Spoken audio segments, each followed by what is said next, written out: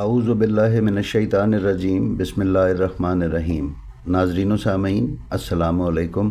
امید ہے آپ خیریت سے ہوں گے اور ہماری ویڈیوز سے مستفید ہو رہے ہوں گے۔ ناظرین، ہم نے اپنے پچھلے ویڈیو میں آپ کو امام حسین علیہ السلام کے سفر کربلا کے واقعات کے ضمن میں امام کا منزل صفا پر قیام اور حضرت قیس ابن مسہر سیداوی کی شہادت کے واقعات گوشے گزار کیے تھے۔ ہمارا آج کا ویڈیو صفا کی منزل سے آگے کے سفر اور پھر منزل خزیمیہ پر قیام اور جناب زہیر ابن قین کا امام حسین علیہ السلام کے قافلے میں شریک ہو جانا اور حضرت عبداللہ ابن یقطر کی شہادت کے واقعات اپنے اندر لیے ہوئے ہے۔ تو آئیے چلتے ہیں اپنے ویڈیو کی طرف۔ امام حسین علیہ السلام کا سفر اپنے مقصد و منزل کی جانب جاری تھا۔ یہ مقدس قافلہ چلتے چلتے خزیمیہ نامی ایک منزل پر رکا جو مقام زرود سے پہلے تھی اور یہاں پر پانی موجود تھا۔ ناظرین، یہ یاد رہے کہ اس زمانے میں لمبے سفر کرنے والوں کی درمیانی منزل اور قیام پانی سے مشروط ہوا کرتے تھے، یعنی جس جگہ پر پانی ہوا کرتا تھا قافلے وہیں پڑاؤ ڈالا کرتے تھے۔ لہٰذا یہ جگہ مقام زرود سے پہلے تھی اور اس کے بعد کا راستہ کوفہ جانے والوں کے لیے تھا، جیسا کہ معجم البلدان میں آیا ہے، اور یہ بھی کہا گیا ہے کہ اس کے اور سالبیہ کے درمیان 33 یا 32 کلومیٹر کا فاصلہ ہے۔ یہ در حقیقت سالبیہ کے بعد عراقی حجاج کی پہلی منزل ہے، جبکہ سید جعفر الزمان بخاری نے اپنی کتاب مجالس المنتظرین میں تحریر کیا ہے کہ اس جگہ کا نام پہلے زرود تھا اور یہاں ایک پانی کا کنواں ہوا کرتا تھا جو کہ مسافرین کی ضروریات کے لیے ناکافی تھا۔ لہٰذا اس مقام پر خزیمہ بن حازم نے پانی کے کنووں کے ساتھ ایک تالاب بنوایا جس میں پانی پلٹ دیا جاتا تھا اور یہاں گھوڑوں کو پانی پلایا جاتا تھا۔ خزیمہ بن حازم کے یہاں پانی کا انتظام کرنے کی وجہ سے اس منزل کا نام زرود سے خزیمیہ مشہور ہو گیا۔ مخدوم سید جعفر الزمان کتاب بحار الانوار اور دیگر کتب کے حوالے سے مزید بیان کرتے ہیں کہ اسی مقام پر صاحبان مقاتل نے لکھا ہے کہ بی بی شریکت الحسین حضرت زینب کبریٰ سلام اللہ علیہا کو نماز شب کے وقت ہاتف غیبی کی آواز سنائی دی تو بی بی بھائی کے پاس تشریف لائیں۔ امام علیہ السلام نے جب بہن کے چہرے پر اداسی دیکھی تو اس کا سبب دریافت کیا۔ بی بی نے فرمایا، بھائی، کچھ دیر پہلے مجھے ایک مرثیے کی آواز سنائی دی ہے۔ امام کائنات نے فرمایا، وہ آواز کیا تھی؟ بی بی نے فرمایا، ہم نے سنا کہ کوئی دردناک آواز میں یہ مرثیہ پڑھ رہا ہے، اے آنکھ، اگر تو صعوبت سے نجات چاہتی ہے تو شہادت کے بعد ان شہیدوں کے غم میں کھل کر آنسو بہا، ان شہیدوں پر جن کو قضائے الہی ان کی شہادت گاہوں کی طرف اپنے قدموں پر لیے چلی جا رہی ہے۔ امام نے یہ سنا تو فرمایا، اے میری بہن، روز میثاق جو وعدہ ہم سے لیا گیا تھا وہ آخر پورا ہونا ہے اور جو فیصلہ ہو چکا وہ نافذ ہونا ہے، لہٰذا اس میں پریشانی کی کون سی بات ہے؟ قبیلہ بنی فزارہ جو کہ قبیلہ بنو بدر کی شاخ ہے اور یہ قبیلہ نجد کی وادی بطن الرما کے رہائشی تھے، کہ ایک مرد کا بیان ہے کہ ہم لوگ زہیر ابن قین کے ساتھ تھے اور حج سے واپس آ رہے تھے اور اسی راستے پر چل رہے تھے کہ جس راستے پر امام حسین علیہ السلام محو سفر تھے، لیکن ہمارے لیے سب سے زیادہ ناپسندیدہ امر یہ تھا کہ ہم ان کے ہمراہ ایک ساتھ سفر کریں اور ایک ہی منزل پر ٹھہریں، کیونکہ اس وقت تک جناب زہیر بن قین حسینی نظریے پر نہ تھے۔ یاد رہے کہ زہیر کوفے کے رہائشی تھے اور قبیلہ بجلیہ کی انتہائی ممتاز شخصیت تھے اور کوفہ میں اثر و رسوخ والے ایک معزز فرد تھے۔ زہیر کوفہ کے بہادر اور شریف افراد میں شمار ہوتے تھے اور مختلف جنگوں اور فتوحات میں حصہ لینے کی وجہ سے ایک خاص سماجی حیثیت کے حامل تھے۔ بعض تاریخی منابع میں قین یعنی زہیر کے والد کو رسول خدا کے اصحاب میں شمار کیا گیا ہے۔ تاہم جنگ صفین میں زہیر ابن قین امام علی علیہ السلام کے مخالف طرف سے لڑے اور خلیفہ سوئم کے قصاص کے دعوے داروں کے ایک سرگرم لیڈر بھی تھے۔ یہ امام حسن علیہ السلام کے بھی مخالف تھے اور امام حسین علیہ السلام کے بھی مخالف تھے۔ لہٰذا زہیر بن قین کے حکم کے مطابق امام حسین جہاں ٹھہرتے تو ان کے خیام سے کچھ دور آگے بڑھ کر یہ پڑاؤ ڈالتے اور جہاں پر امام آگے بڑھ جاتے تو یہ لوگ پیچھے پڑاؤ ڈال کر آرام کرتے۔ لیکن اس مرد کا بیان ہے کہ راستے میں ہم ایک ایسی منزل پر پہنچے کہ چاروں ناچار ہمیں بھی وہیں پر رکنا پڑا جہاں پر امام حسین نے پڑاؤ ڈالا تھا۔ امام حسین علیہ السلام نے ایک طرف اپنا خیمہ لگایا اور ہم نے ذرا ہٹ کر دوسری طرف۔ ہم لوگ اپنے خیمے میں بیٹھے ابھی کھانا کھا ہی رہے تھے کہ یکا یک امام حسین کا پیغام رساں حاضر ہوا اور اس نے سلام کیا، پھر خیمے میں داخل ہوا اور کہا، اے زہیر ابن قین، ابو عبداللہ امام حسین ابن علی نے مجھے تمہاری طرف بھیجا ہے تاکہ تم ان کے پاس چلو۔ اس جملے کا اثر یہ ہوا کہ حیرت و تعجب سے جس انسان کے ہاتھ میں جو لقمہ تھا وہ نیچے گر گیا۔ سکوت کا یہ عالم تھا کہ ایسے محسوس ہوتا تھا کہ ہم سب کے سروں پر طائر بیٹھے ہیں۔ زہیر بن قین کی زوجہ دیلم بنت عمر کہتی ہیں کہ میں نے زہیر سے کہا، فرزند رسول اللہ تمہارے پاس پیغام بھیجیں اور تم ان کے پاس نہ جاؤ۔ سبحان اللہ، اگر انہوں نے مجھے بلایا ہوتا تو میں ضرور جاتی اور ان کے گوہربار کلام کو سنتی۔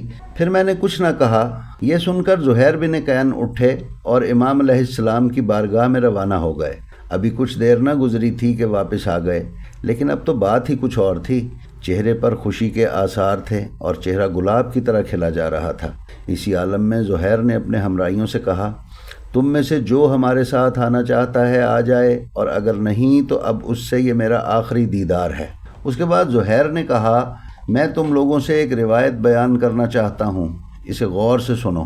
جب ہم لوگ مقام بلنجر پر لڑنے کے لیے گئے تو خداوند متعال نے ہم لوگوں کو دشمنوں پر کامیابی عطا کی اور بڑی مقدار میں مال غنیمت بھی ہاتھ آیا۔ اس وقت سلمان بن باہلی نے ہم لوگوں سے کہا، کیا تم لوگ اس بات پر خوش ہو کہ خداوند عالم نے تم لوگوں کو فتح و ظفر سے نوازا ہے اور کافی مقدار میں مال غنیمت بھی تمہارے ہاتھوں لگا ہے؟ ہم لوگوں نے کہا، ہاں کیوں نہیں۔ تو انہوں نے ہم لوگوں سے کہا کہ جب تم لوگ آل محمد کی جوانی یعنی آل محمد کے جوان دیکھو گے تو تمہاری ان کے ساتھ مل کر جنگ کرنے کی خوشی اس مال غنیمت اور اس فتح و ظفر کی خوشی سے زیادہ ہوگی۔ پھر زہیر نے فرمایا، اب میں تم لوگوں سے خدا حافظ کرتا ہوں۔ پھر زہیر بن قین اپنی زوجہ کی طرف رخ کرتے ہوئے فرمانے لگے کہ اب میں تمہیں طلاق دے رہا ہوں تاکہ تم آزاد ہو جاؤ اور گھر والوں کے پاس جا کر وہیں زندگی بسر کرو، کیونکہ مجھے یہ پسند نہیں ہے کہ میری وجہ سے تمہیں کوئی نقصان پہنچے۔ میں تمہارے لیے بہتری چاہتا ہوں۔ اس موقع پر مخدوم سید محمد جعفر الزمان نقوی البخاری نے اپنی کتاب مجالس المنتظرین الی روضۃ المظلومین میں کتاب کلمات امام حسین علیہ السلام کے حوالے سے دیلم کا حضرت زہیر بن قین سے مکالمہ تحریر کیا ہے۔ دیلم نے جب طلاق کا سنا تو کہا، کیا میں واقعی آپ کی طرف سے آزاد ہوں؟ زہیر نے فرمایا، ہاں تو آزاد ہے۔ تو ان کی زوجہ نے فرمایا کہ آپ بھی کیسی باتیں کرتے ہیں، میں آپ کی ساری زندگی کی ہم سفر ہوں، اب آپ مجھے چھوڑ رہے ہیں کہ میں اس پاک و مقدس گھر کو چھوڑ کر کسی اور سے جا کر شادی کر لوں۔ اگر میں آپ کی طرف سے واقعی آزاد ہوں تو پھر آپ فرزند رسول صلی اللہ علیہ وآلہ وسلم کی خدمت کیجئے اور میں آپ کی طرف سے آزاد ہو کر شہزادیوں کی خدمت کروں گی، اور ہم دونوں اسی مقدس گھر کی غلامی اور کنیزی میں رہیں گے۔ ناظرین، اسی مقام یعنی خزیمیہ سے امام حسین علیہ السلام نے حضرت عبداللہ ابن یکتر حمیری، جن کی والدہ امام حسین علیہ السلام کی دیکھ بھال اور گھر کے کام کیا کرتی تھیں، کو مختلف راستے سے جناب مسلم ابن عقیل کے لیے خط دے کر روانہ کیا۔ اکثر مورخین نے ٹھوکر کھاتے ہوئے عبداللہ ابن یکتر کو امام کا دودھ شریک بھائی لکھا ہے، جو کہ قطعاً غلط ہے۔ امام حسین علیہ السلام نے اس خط میں تحریر فرمایا، بسم اللہ الرحمن الرحیم، حسین ابن علی کی طرف سے مسلمانان اور مومنین پر سلام ہو، اس خدا کی حمد اور سپاس گزاری کہ جس کے علاوہ کوئی معبود نہیں ہے۔ مسلم بن عقیل کا خط مجھے ملا۔ مسلم بن عقیل کے خط سے تمہاری حسن رائے، ہماری مدد اور ہمارے حق کے حصول پر تمہاری اتفاق کی خبر موصول ہوئی۔ خداوند کریم سے دعا گو ہوں کہ وہ اس کام کو نیک قرار دے اور اس کام کی انجام دہی پر تمہیں اجر عظیم سے نوازے۔ میں منگل کے روز یوم الترویہ سے تمہاری جانب عازم سفر ہوں۔ میرا قاصد تمہارے پاس پہنچ جائے تو تم ابتدائی کام انجام دو، انشاءاللہ میں بھی تم سے جلد ملوں گا، تم پر خدا کی رحمتیں اور برکتیں نازل ہوں۔ سپاہ اموی جو حسین بن تمیم کے سربراہی میں کوفہ کے قریب قادسیہ میں چھاؤنی ڈالے راستوں کو بند کیے ہوئے تھیں اور آمد و رفت پر سختی سے نظر رکھے ہوئے تھیں، نے عبداللہ ابن یکتر کو گرفتار کر کے عبید اللہ ابن زیاد کے پاس بھیج دیا۔ آپ نے گرفتار ہوتے ساتھ ہی امام کا خط چبا کر نگل لیا تاکہ خط دشمن کے ہاتھ نہ لگ سکے۔ جب آپ عبید اللہ کے پاس لائے گئے تو اس نے کہا، محل کے اوپر جاؤ اور امام حسین پر حجب کرو، پھر نیچے اتر آؤ تاکہ میں تمہارے سلسلے میں اپنا نظریہ قائم کر سکوں۔ یہ سن کر عبداللہ ابن یکتر محل کے اوپر گئے اور جب دیکھا کہ تماش بین لوگ کھڑے ہیں تو آپ نے فرمایا، اے لوگو، میں امام حسین فرزند فاطمہ بنت رسول اللہ صلی اللہ علیہ وآلہ وسلم کا پیغام رساں ہوں تاکہ تم لوگ ان کی مدد و نصرت کر سکو، اور اس ابن مرجانہ بن سمیہ کے خلاف ان کی پشت پناہی کرو۔ یہ سنتے ہی عبید اللہ ابن زیاد نے حکم دیا کہ ان کی ہڈیاں توڑ کر انہیں چھت سے نیچے پھینک دیا جائے۔ ان کے کاردوں نے آپ کی ہڈیاں توڑ کر آپ کو محل سے نیچے پھینک دیا، لیکن ابھی بھی آپ میں کچھ زندگی باقی تھی۔ عبد الملک بن عمیر لخمی، جو کہ بعد میں کوفے کا قاضی بنا، آپ کے پاس آیا اور آپ کو ذبح کر کے شہید کر ڈالا۔ لوگوں نے اس سے پوچھا کہ یہ تو نے کیا کیا؟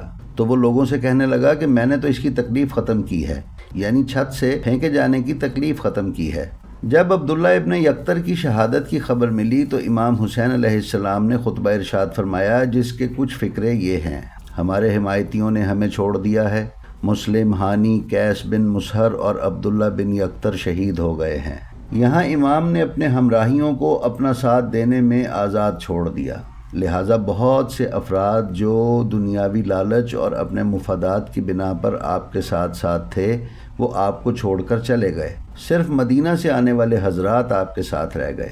اکثر تاریخ دانوں نے لکھا ہے کہ منزل زبالہ پر حضرت قیس بن مسہر سیداوی کی شہادت کی خبر سے پہلے امام علیہ السلام کو عبداللہ ابن یکتر کی شہادت کی خبر ملی۔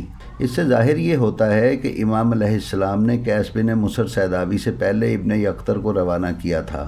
اکثر تاریخی ماخذ میں عبداللہ بن یکتر اور قیس بن مسہر کی شہادت کے بیانات ملتے جلتے ہیں، تاہم امام نے شروع میں عبداللہ بن یکتر کو ایک راستے سے کوفہ روانہ کیا، پھر امام نے ایک اور خط قیس بن مسہر کے ہاتھوں دوسرے راستے سے کوفہ بھیجا، لیکن دونوں گرفتار ہو کر شہید ہو گئے۔ دونوں کی شہادت کی کیفیات تو ایک جیسی ہیں، البتہ دو بنیادی فرق ضرور موجود ہیں۔